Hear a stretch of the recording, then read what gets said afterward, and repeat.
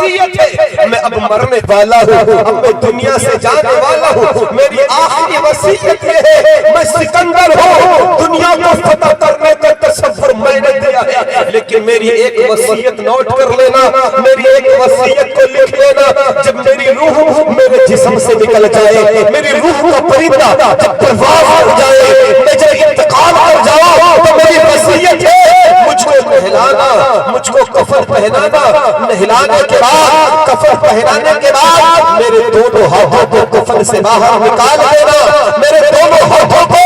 کفن سے باہر نکال دینا۔ سکندر اعظم سے لوگوں نے پوچھا تھا، اس کے عزیزوں نے سوال کیا تھا، ذرا یہ بتائیے کہ آپ دونوں ہاتھوں کو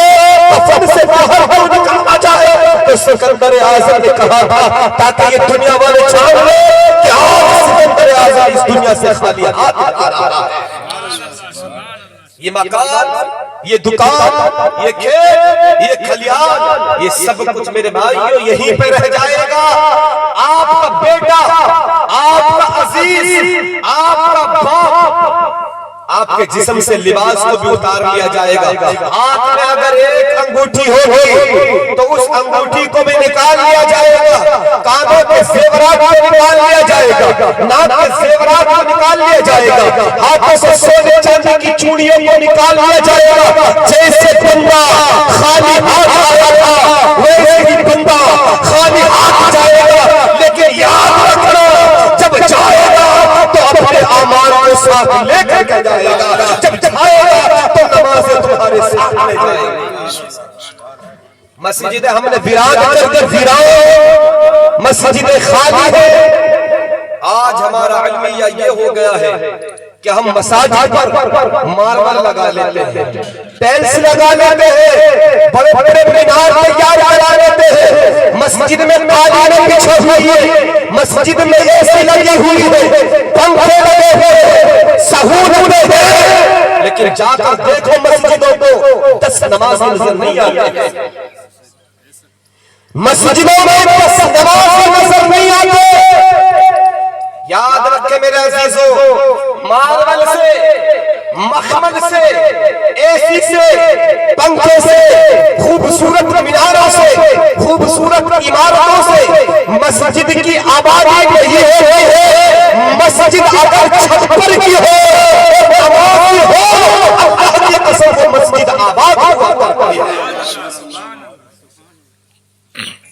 وہ مسجد آباد ہوتی ہے۔ میرے آقا کریم صلی اللہ علیہ وسلم نے ارشاد فرمایا، مصطفیٰ فرماتے ہیں، آقا نے فرمایا کہ جب بندہ عشاء کی حدیث کا خلاصہ ہے کہ جب بندہ عشاء کی نماز پڑھتا ہے اور عشاء کی نماز پڑھنے کے بعد پھر وہ فجر کی نماز ادا کرتا ہے، عشاء کی نماز پڑھی اور پھر فجر کی نماز ادا کرتا ہے، پوری رات میں یہ جو 6 گھنٹے آئے یا 7 گھنٹے آئے یا 8 گھنٹے آئے، جتنے بھی یہ گھنٹے بندے اپنے بستر پر سوتا رہتا ہے، اپنے بستر پر آرام کرتا رہتا ہے، لیکن پوچھو نماز فجر کی نماز پڑھی، عشاء کی نماز پڑھ کر کے سویا تھا، 8 گھنٹے سوتا رہا، لیکن اللہ 8 گھنٹے عبادت کا ثواب عطا فرمایا۔ محو تصویر تو سب ہے مگر ادراک کہاں، زندگی خود ہی عبادت ہے مگر ہوش کہاں۔ آج ہم نے عبادتوں کو، مساجد کو، عبادت گاہوں کو خالی کر دیا، ویران کر دیا۔ مسجدیں تلاش کی ہے، امام دیکھتا ہے کہ کوئی اقامت پڑھنے والا آ جائے، کوئی جماعت کرانے والا آ جائے، لیکن میرے عزیزو ہم نے مساجد کو خالی کر دیا۔ یاد کریے، جانیے کہ اگر آپ چاہتے ہیں کہ اللہ میری زندگی میں امن دے دے، اللہ میری زندگی کو سکون دے دے، اللہ میری آخرت کو بڑھیا کر دے، اللہ میری زندگی کو آسان کر دے، اللہ کے دربار میں جھک جائیے، رب کی بارگاہ میں سجدہ ریز ہو جائیے، اللہ جھکے ہوئے سر کو بلندیاں عطا فرما دیا کرتا ہے۔ جو سر اللہ کی بارگاہ میں جھکتا ہے وہ سر پھر کسی کے گھر میں نہیں جھکا کرتا ہے۔ حضور پیراد پیر روشن ضمیر غوث پاک عبدالقادر جیلانی رضی اللہ تعالیٰ کے پاس میں ایک انسان آیا کہ حضور 5 وقت کی نماز بھی پڑھتا ہوں، محنت بھی کرتا ہوں، لیکن معاملہ یہ ہے کہ میرے گھر میں برکتیں نہیں۔ میں کماتا ہوں لیکن بچے کہتے ہیں بھوکے ہیں، بیوی کہتی ہے بھوکے ہیں، میں پریشان حال ہوں، محنت پوری کرتا ہوں لیکن میرے گھر میں برکت نہیں۔ آپ مجھے کوئی وظیفہ بتا دیں، آپ مجھے کوئی ذکر دے دیں، آپ مجھے کوئی ورد بتا دیں تاکہ اللہ اس ورد کے ذریعے سے، اللہ اس ذکر کے ذریعے سے میرے گھر میں برکتیں عطا فرما دے۔ میرے دوستو، آج ہمارے گھروں کا یہی حالت بنی پڑی۔ پہلے کا دور ہوتا تھا، پہلے کا دور ایسا تھا، بندہ ایک کمانے والا ہوتا تھا، پورا پریوار کھایا کرتا تھا۔ ایک بندہ کماتا تھا، پورا پریوار کھاتا تھا، لیکن آج سارا پریوار کماتا ہے پھر بھی گھروں میں برکت نہیں۔ 1 لاکھ روپیہ کمانے کا نام برکت نہیں ہوتا ہے۔ اگر 1 لاکھ بندہ کمائے اور 1 لاکھ اگر خرچ کر دیتا ہے تو یہ کیسی برکت ہے۔ اگر بندہ 5000 کمائے اور 1000 خرچ کر کے 4000 بچائے، اس کا نام میرے عزیزوں برکت ہوا کرتا ہے۔ پہلے کے دور میں پورا گھر کھاتا تھا، ایک بندہ کماتا تھا، لیکن آج سارا گھر کماتا ہے پھر بھی گھر میں رزق میں برکتیں نہیں ہیں۔ حضور پیر کے پاس میں یہی انسان یہی سوال کر کے آیا کہ حضور کماتا ہوں لیکن میرے گھر میں برکت نہیں ہے۔ پیر نے فرمایا ایک کام کر کہ جا کر کے پہلے دن کی کمائی سے تو ایک کپڑا خرید لے، وہ کپڑا خرید کر کے اس کپڑے کو اپنے مکان کے دروازے پر لگا دے، مکان کے دروازے پر لگا دے۔ یہ انسان کپڑا خریدتا ہے، میں دروازے پر لگا دیا، تھوڑے دن گزرتے ہیں، رب کی رحمتوں پر نزول ہونے شروع ہو جاتا ہے، برکتیں نازل ہونا شروع ہو جاتی ہے، لیکن پریشان تھا، الہی ایمان چلاتا ہے۔ نہ تو غوث اعظم نے مجھے کوئی ذکر دیا تھا، نہ غوث اعظم نے مجھے کوئی ورد دیا تھا، پھر میرے گھر میں برکت کیوں ہوئی ہے؟ تھوڑا سا نظرانہ لیا، غوث پاک کی بارگاہ میں حاضر ہوا، عرض کرنے لگا پیران پیر رحم فرمائیے، پیران پیر کرم فرمائیے، مجھے بتا دیجئے کہ میرے گھر میں پردہ لگانے سے برکت کیسے آئی ہے؟ اللہ غوث اعظم فرماتے ہیں سن، معاملہ یہ ہے تیرا گھر جو تھا راستے کے کنارے پر تھا، اور لوگ اس راستے سے گزرتے تھے، گزرنے والوں میں بے نمازی ہوتے تھے، جب بے نمازی کی نظر تیرے گھر پر پڑتی تھی، اس کی نظروں میں نحوست کی وجہ سے اللہ نے تیرے گھر سے برکت کو اٹھا لیا۔ ان نظروں میں نحوست کی وجہ سے اللہ نے تیرے گھر سے برکت کو اٹھا لیا تھا۔ میرے عزیزوں، آج ہم اپنے گھروں کو دیکھتے ہیں تو ہمارے گھر میں باپ بھی بے نمازی، ہمارے گھر میں ہمارا بھائی بھی بے نمازی، ہمارے گھر میں ہمارے گھر کی بیٹی بے نمازی، ہمارے گھر کی بہو بے نمازی۔ تو ذرا سوچئے کہ ہمارے گھروں میں برکتیں کیسے ہو سکتی ہیں؟ اللہ اللہ، سیدہ فاطمہ زہرا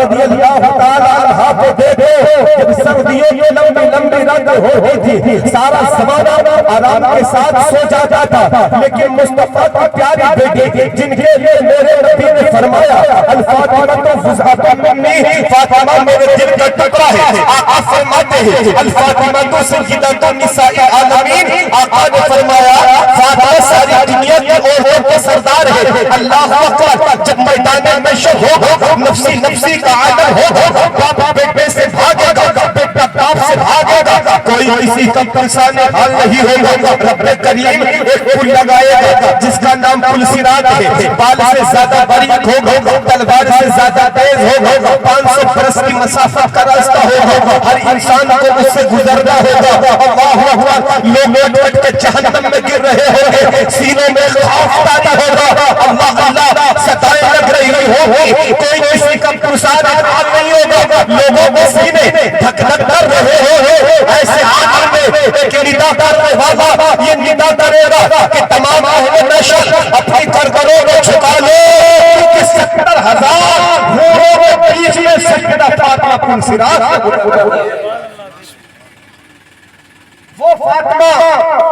تو نبی نے فرمایا کہ فاطمہ دل کا ٹکڑا ہے۔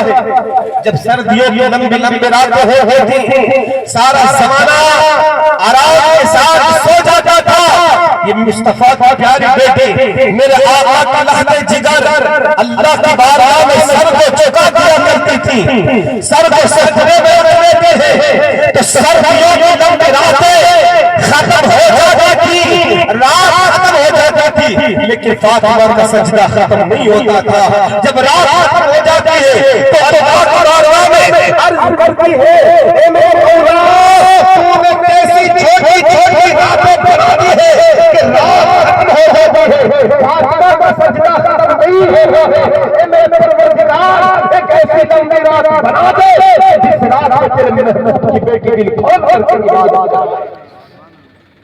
جب ماں عابدہ ہوتی ہے تو بیٹا عابد ہوتا ہے، جب ماں زاہدہ ہوتی ہے بیٹا زاہد ہوتا ہے، جب ماں متقیہ ہوتی ہے بیٹا متقی ہوتا ہے، جب ماں معذور ہوتی ہے بیٹا غریب نواز ہوتا ہے، جب ماں عمر ہوتی ہے بیٹا غوث اعظم ہوتا ہے، جب ماں فاطمہ ہوتی ہے تو اسے توبہ کرنے لینے والا بیٹا شہیدوں کا امام حسین ہوا۔ لیکن آج ماں بھی بے نمازی، آج بیٹا کا بے نمازی، آج گھر میں باپ کی بے نمازی۔ تو بتائیے اب جو گھروں میں بچے پیدا ہوں گے وہ گٹکے کھانے والے پیدا ہوں گے، کوئی اللہ کا ولی تھوڑی پیدا ہو جائے گا۔ حضور بابا فرید گنج شکر رحمت اللہ علیہ، دیکھیں ماں باپ کا کردار کیا ہوتا ہے، ماں باپ اپنے بچوں کو کہاں تک پہنچا دیا کرتے ہیں۔ بابا فرید گنج شکر رحمت اللہ علیہ اللہ کے بہت بڑے ولی کا نام ہے۔ بابا فرید گنج شکر رحمت اللہ علیہ کے پاس میں محلے کی عورتیں آئیں اور محلے کی عورتوں نے آ کر کے کہا، فرید کی ماں ایک بات بتا، محلے کی عورتوں بتاؤ کیا پوچھنا چاہتی ہو، تم کیا کہنا چاہتی ہو، بتاؤ کیا مسئلہ ہے تمہارا۔ فرید کی ماں بات یہ ہے کہ ہمارے بھی بچے ہیں اور تیرے بھی بچے ہیں، ہمارا بھی بیٹا ہے تیرا بھی بیٹا ہے، لیکن ہم اپنے بچوں میں اور تیرے بیٹے میں زمین اور آسمان کا انتر دیکھتی ہیں۔ فرید کی ماں کہتی ہے محلے کی عورتوں بتاؤ تو صحیح معاملہ کیا، بات کیا ہے۔ تو محلے کی عورتوں نے کہا، فرید کی ماں معاملہ یہ ہے، بات یہ ہے کہ جب ہم اپنے بچوں کو دیکھتے ہیں تو ہمارے بچے آوارہ گردی کرتے پھرتے ہیں، ہمارے بچے راستوں میں گلی ڈنڈا کھیلتے پھرتے ہیں، ہمارے بچے راستوں میں تیری میری کرتے پھرتے ہیں، لیکن جب ہم تیرے بچے فرید کو دیکھتے ہیں تو اس کا الگ حالت ہے، اس کا انداز الگ ہے۔ ہمارے بچے راستوں میں کھیلتے کودتے پھرتے ہیں اور ہمارا بیٹا فرید مصلی پر بیٹھ کر کے مصطفیٰ پر دودھ پڑتا ہوا نظر آ رہا ہے۔ میں پوچھنا یہ چاہتی ہوں، یہ بتا کہ یہ اتنا انتر کہاں سے آ گیا؟ جو ہوا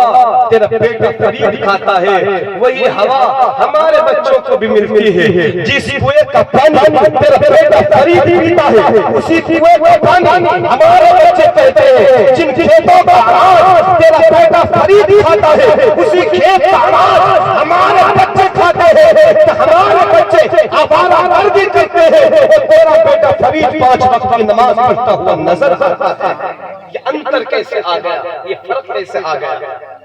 فرید کی والدہ نے کہا کہ محلے کی عورتوں اس میں تھوڑی سی میری بھی محنت شامل ہے، تھوڑی سی میری، یہ تنہا میرے بیٹے فرید کا کمال نہیں ہے، اس میں تھوڑی سی میری بھی محنت شامل ہے۔ کہا کون سی محنت؟ حضور بابا فرید کی والدہ نے کہا محنت یہ شامل ہے، محلے کی عورتوں سنو، میں نے اپنے بیٹے فرید کو جتنا عرصہ دودھ پلایا ہے، جتنا عرصہ میں نے اپنے بیٹے فرید کو دودھ پلایا ہے باوضو ہو کر پلایا ہے، تو یہ میرے فرید کا کمال صرف نہیں ہے بلکہ فرید کی رگوں ہے جو وہ دودھ دو رہا ہے اسی کی کمال ہے۔ آج ہمارے گھروں میں ماں اپنے بچے کو دودھ بھی پلا رہی ہے اور دیکھ رہی ہے، ماں اپنے بیٹے کو دودھ بھی پلا رہی ہے، وہ ساتھ میں ٹی وی بھی چل رہا ہے، سیریل نماز چھوٹ رہی ہے، سیریل نہیں چھوٹ رہے ہیں، موبائل دیکھے جا رہے ہیں، فلمیں چل رہی ہیں، گانے چل رہے ہیں، ٹک ٹاک چل رہے ہیں، اور ساتھ میں بیٹا دودھ پی رہا۔ تو اب مجھے بتائیے کہ جو ماں اپنے بیٹے کو دودھ پلاتے ہوئے ٹک ٹاک دیکھے گی تو